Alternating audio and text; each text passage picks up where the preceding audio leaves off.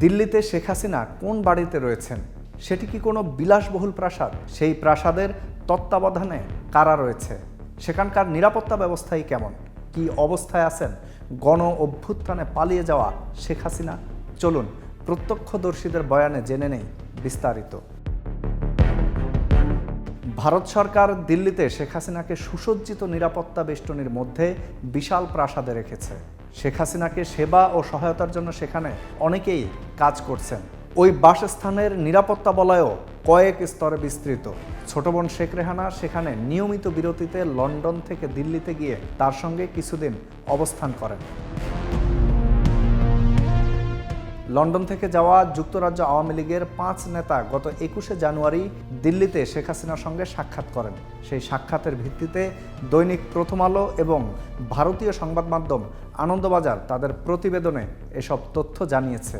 তবে এই সাক্ষাতের বিষয় দ্বিতীয় কোনো সূত্র থেকে যাচাই করা সম্ভব হয়নি বলেও তারা জানায়। প্রতিবেদনে বলা হয়, কঠোর নিরাপত্তা ব্যবস্থার মধ্য দিয়ে সাক্ষাৎটি অনুষ্ঠিত হয়। মোবাইল সহ কোনো ব্যক্তিগত সামগ্রী সঙ্গে নিতে দেওয়া হয়নি। শেখ হাসিনার অনুমোদনের পর নিরাপত্তা যাচাই শেষে যুক্তরাজ্য আওয়ামী লীগের এই দলকে নিরাপত্তা বাহিনীর গাড়িতে করে শেখ হাসিনার বসবাসরত বাড়িতে নেওয়া হয়। শেখ হাসিনার সাথে সাক্ষাৎ করা ওই নেতারা প্রায় 5 ঘন্টা সেখানে অবস্থান করেন। পুরো সময়টি তিনি তাদেরকে দিয়েছেন।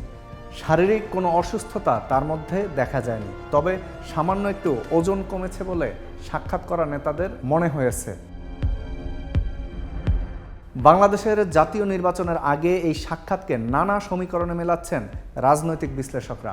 এর কদিন আগে দিল্লিতে শেখ হাসিনার নামে আওয়ামী লীগ নেতাদের সংবাদ সম্মেলন করার সুযোগও দিয়েছিল ভারত সরকার। সেখানে শেখ হাসিনার অডিও ভাষণ বাজিয়ে শোনানো হয়। মানবতা বিরোধী অপরাধে দণ্ডিত পলাতক শেখ হাসিনাকে নয়াদিল্লিতে প্রকাশ্য অনুষ্ঠানে বক্তব্য দেওয়ার সুযোগ দেওয়ায় বিস্ময় ও ক্ষোভ প্রকাশ করেছিল অন্তর্বর্তী সরকার। এর মধ্যেই ভারতের তরফে বিলাসবহুল প্রাসাদে শেখ হাসিনাকে আশ্রয় দেওয়ার বিষয়টি সামনে আসলো। এই ঘটনায় দুই দেশের সম্পর্ক নতুন করে কোন দিকে গড়ায় সেটিই এখন দেখার বিষয়।